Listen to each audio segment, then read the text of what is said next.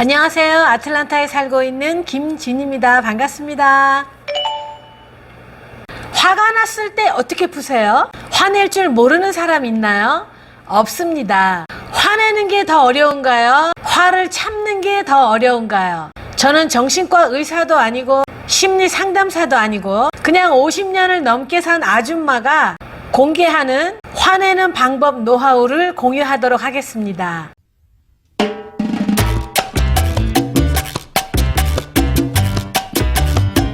정상적인 사람이라면 이 세상에 화가 안 나는 사람은 없습니다. 화를 내는 건 아무나 다 할 수 있어요. 방금 태어난 아기도 배가 고픈데 젖병을 빨리 안 물려주면 화가 나서 얼굴이 벌개지도록 울어댑니다. 배가 고파서 화가 나고 짜증난 아기가 우리 엄마는 바쁜 거야. 내가 참아야지. 이렇게 참는 아기는 없어요. 화를 내는 건 아주 기본적인 생리현상이나 마찬가지라서 생리현상을 표출하는 건 자랑할 것이 하나도 없는 짓거리입니다. 화가 난다고 소리를 지른다거나 때려 부수거나 뭘 던진다거나 욕을 한다는 건 아무나 다 할 수 있는 일이에요. 개도 하는 일이에요. 개도 화가 나면 아무나 막 물어요. 개도 화를 내고 코끼리도 화를 내고 우리 집 복만이 거북이도 화를 내고 새도 화를 내고 쥐도 화를 냅니다. 그건 대단할 게 없는 행동이에요. 아주 기본 상식이 없는 동물이나 인간들도 다 하는 행동이에요. 어제 그 녀석을 내가 혼내줬지. 아주 반 죽여놨어. 뭐 본인은 그렇게 해서 속이 시원할지 모르겠는데 그런다고 상대는 절대 변하지 않을 거니까 시간 낭비, 에너지 낭비한 거죠. 잘못된 사람이나 삐뚤어진 사람은 그 당사자의 제일 가까운 사람이 사랑과 인내심으로 보살펴서 그 인성이 변할 수는 있지만 제3자가 소리를 지르거나 두들겨 팬다고 해서 절대 1%도 바뀔 가능성이 없기 때문에 시간 낭비한 게 맞습니다. 그러니 나를 화나게 한 그 누구를 혼내줬다고 해도 그게 현명한 일이었다거나 잘한 일이었다고 박수 쳐줄 일은 아닌 거예요. 화를 자주 내는 사람은 그 특징이 원인을 남에게 돌리는 사람이 많습니다.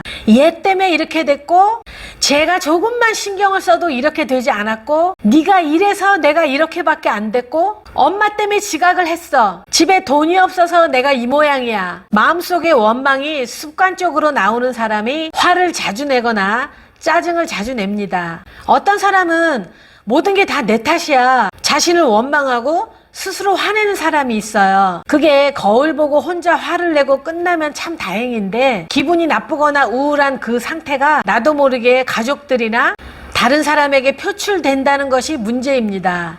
그 모든 화나는 분위기가 도미노처럼 퍼져나가는 거죠. 꾹꾹 눌러서 화를 참는 사람도 병이 생기겠죠. 화병이라는 말이 한국에서 생긴 말이잖아요. 구글 사전에도 나올 만큼 한국인의 참을성이 그런 화병을 만든 것 같아요. 심하면 죽기도 하잖아요. 그래서 화를 지 멋대로 내는 것도 잘못된 방식이고 화를 너무 참는 것도 잘못된 방식이죠. 화풀이를 한다고 해서 화가 풀리는 건 아닙니다.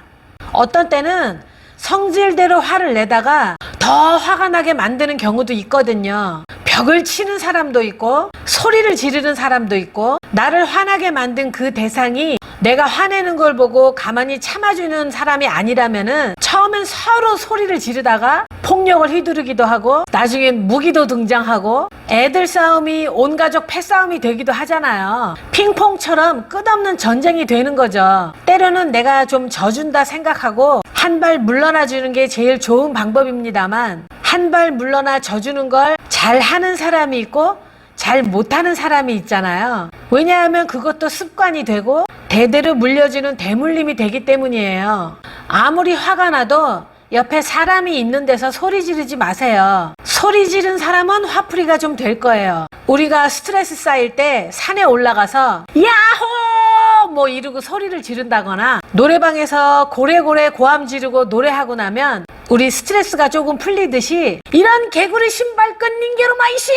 소리를 지르고 나면 속이 좀 시원한 느낌이 있죠. 그런데 그 옆에서 그 소리를 들은 사람은 갑자기 억울하게 뺨 맞은 느낌이 드는 거예요. 비 오는 날 버스 정류장 앞에 서 있는데 지나가는 차가 흙탕물을 확 뿌려서 예쁜 옷에 온통 뒤집어 쓴 흙탕물, 소리 지른 사람의 바로 옆에 있는 사람이 그 화를 다 짊어지게 되는 거예요. 반복적으로 화날 때마다 소리 지르는 사람 옆에 있는 사람, 그 사람은 노이로제가 걸립니다. 별거 아닌 일에 심장이 벌렁벌렁하고 불안 증세를 갖게 됩니다. 그걸 원하신다면 계속 소리 지르세요. 제일 좋은 방법은 소리를 지르고 싶으면 아무도 없는 곳에서 혼자 소리를 지르세요. 건물 밖에서 소리를 지르거나 화장실에서 혼자 소리를 지르거나, 그건 좋은 방법이겠죠. 화가 났을 때에는 이렇게 풀어버리세요. 내가 화가 났다고 생각이 되면 왜 화가 났는지 이유를 막론하고, 내가 화가 나서 평정심을 잃는 것 같다고 느끼게 되는 순간 제일 먼저 심호흡을 해야 하는 거예요. 다 알죠. 누가 몰라서 못하겠어요. 그런데 못하는 사람이 훨씬 많기 때문에 꼭 기억해야 하는 것이 심호흡입니다. 길게 크게 심호흡을 하면 뇌에 산소가 많이 공급돼서 여러 방향으로 생각할 수 있게 되니까 첫 번째로 해야 하는 일이 바로 심호흡입니다. 마음이 좀 나아졌다 싶을 때까지 반복해서 심호흡을 하는 거예요. 그래서 화가 났을 때, 남자끼리 큰 싸움을 했을 때에는 밖에 나가서 남자끼리 담배를 피면 없던 대화도 하게 되고 화해도 하게 되는 것 같아요. 담배를 피면서 일종의 심호흡을 하게 되는 거죠. 담배는 건강에 아주 나쁘지만 담배 덕에 깊은 호흡을 하게 된다는 것이 흥분 상태를 가라앉혀주는 역할을 하게 되는 거죠. 그래도 담배는 끊어야 합니다. 만병의 근원이니까요. 물을 한 잔 마신다, 벌컥벌컥 한 사발 들이키는 것도 효과는 있지만요, 화가 났을 때는 기도에 물이 들어갈 수 있기 때문에 조심하셔야 하고요. 물 한 모금 심호흡 한 번, 물 한 모금 심호흡 한 번. 화가 나면 머리에 핏대가 오르잖아요. 물을 조금 마시면 온몸 혈관에 산소를 공급하기 때문에 한 번 더 가라앉혀주는 역할을 하게 되는 거예요. 아이스크림, 초콜릿, 도넛 아주 큰 도움이 돼요. 매운 것도 화를 가라앉혀 주는데 도움이 된다고 하는데요, 너무 매우면 짜증이 날 수 있잖아요. 그 다음날 배가 아프기도 하고. 오늘은 내가 운이 나빴다고 위로를 합니다. 네 탓도 아니고 내 탓도 아니고, 오늘은 그냥 운이 나빠서 이런 일이 생겼으니 내일은 달라질 거라고 믿는 거죠. 이번 주가 나빴다면 다음 주는 반드시 좋은 일이 오게끔 돼 있으니까요. 나를 화가 나게 만드는 대상이 있다면 마음속으로 혼자 조용히 욕을 하세요. 말 같지도 않은 말을 주절거려서 나를 화나게 만든다면 속으로 이렇게 말을 하는 거예요. 그래, 네 돈 굵다. 그래서 넌 그 모양으로 살았냐 이 쪼다야 하면서 마음속으로 욕을 퍼부는 거예요. 아무도 몰라. 내가 속으로 욕했다고 아는 사람은 아무도 없어. 야, 이 송충이 뼈다귀 같은 쉐이야. 네, 사장님 말이 다 맞습니다. 누구를 비방하는 말을 남에게 절대 해서는 안 됩니다. 입 밖으로 나오면 절대 안 됩니다. 혼자 속으로만 욕을 하세요. 그것도 은근히 속 시원하답니다. 아주 시원해질 때까지 욕을 해도 돼요. 아무도 모르니까요. 운전을 하고 가다가 길에서 로드킬을 당한 동물들을 보면 한 번씩 좋은 곳에 가라고 기도를 해주라고 하잖아요. 그 모든 기도가 모여서 그렇게 불쌍하게 죽은 동물이 하늘나라 갈 때 큰 도움이 된다잖아요. 우습지만 그건 모든 종교가 같은 얘기를 하고 있어요. 뭔가 바라는 마음이 모여서 많은 사람이 같은 기도를 해줄 때 그 에너지가 바라는 일, 원하는 일이 이루어지게끔 해준다는 말이에요. 그래서 불쌍하게 죽은 동물들을 보면 꼭 한 번씩 기도를 해주라는 거죠. 이것처럼 어떤 대상에 욕을 해주면 그 욕을 들은 대상이 운이 나빠진다는 거예요. 운전을 하다가 어떤 사람은 운전을 너무 더럽게 해서 나를 사고 날 뻔하게 만들었다거나 나를 화나게 만든 대상을 욕을 해주라는 거죠. 화풀이로. 그러나 그 욕은 항상 속으로만, 옆 사람이 못 듣게 말이에요. 에이씨, 저걸 그냥 확. 그렇다고 화가 나는데 당하고만 살아라라는 말은 아니에요. 화를 낼 때는 내야 합니다. 화가 좀 꺾어지고 난 다음이 제일 좋지만 타이밍이라는 게 있잖아요. 지금 당장 화를 내지 않으면 안 되는 상황이 있잖아요. 그럴 땐 먼저 얼굴을 얼린다고 생각하세요. 얼굴을 얼린다는 건 인상을 쓰지 않는다는 거예요. 눈은 크게 뜨고 입술은 약간 미소 짓는 분위기로 냉정한 얼굴로 차갑게 화를 내야 한다는 거죠. 그것도 연습이 필요하고 습관이 되어야 합니다. 얼굴에서 만만하지 않다는 느낌을 주게 한 다음 절대 물러서지 않는다는 분위기로 화를 내야 합니다. 잘 안 되는 부분이기도 합니다만 목소리 톤을 되도록이면 저음으로 깔아야 하거든요. 하이톤은 신뢰도가 떨어지기 때문에 여자든 남자든 본인의 목소리에서 저음을 사용하셔야 돼요. 저음으로 따져야 내용이 신중하게 들리거든요. 그리고 욕은 하지 마세요.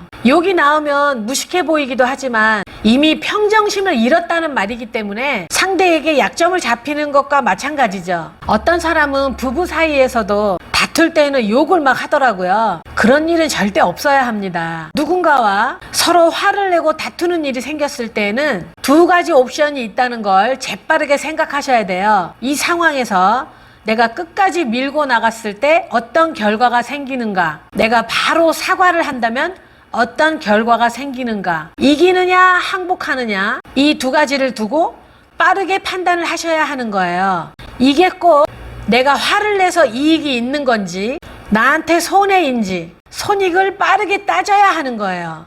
나 화난 거 화풀이 하느라 손해를 보면 안 되잖아요. 이기는 게 다 이기는 게 아니고 지는 게 가끔은 이기는 거라는 거 다 알고 계시잖아요. 화를 낸다는 건 내 자존심을 건드렸거나 내 가족에게 상처를 줬거나 금전적으로 손해를 입혔거나 뭐 같은 아시안을 괴롭혔거나 한국 사람을 무시했거나 이런 데서 나오는 것을 보고 화가 난다고 말을 하는 거지, 단순히 짜증난다고 소리 지르고 뭔가 내 맘대로 안 된다고 해서 대굴대굴 구르고 화를 내는 건 저 사람이 화났구나 라고 보여지지 않고요, 참 정말 못났구나 이렇게 보여집니다. 화가 난 사람들을 위로할 때는 많은 사람들이 그래도 네가 참아라, 알고 보면 너도 잘못한 게 있을 거야, 너도 상대의 입장이 돼봐, 네가 이해해야지, 어쩔 수 없잖아, 이렇게 위로를 하는 것이 보통이거든요. 그것도 방법 중에 하나이기는 합니다만 화가 난 사람의 입장에서 생각을 해보면 내 얘기를 들어준 사람의 반응이 그런 반응이라면 이 사람은 내 편이 아니고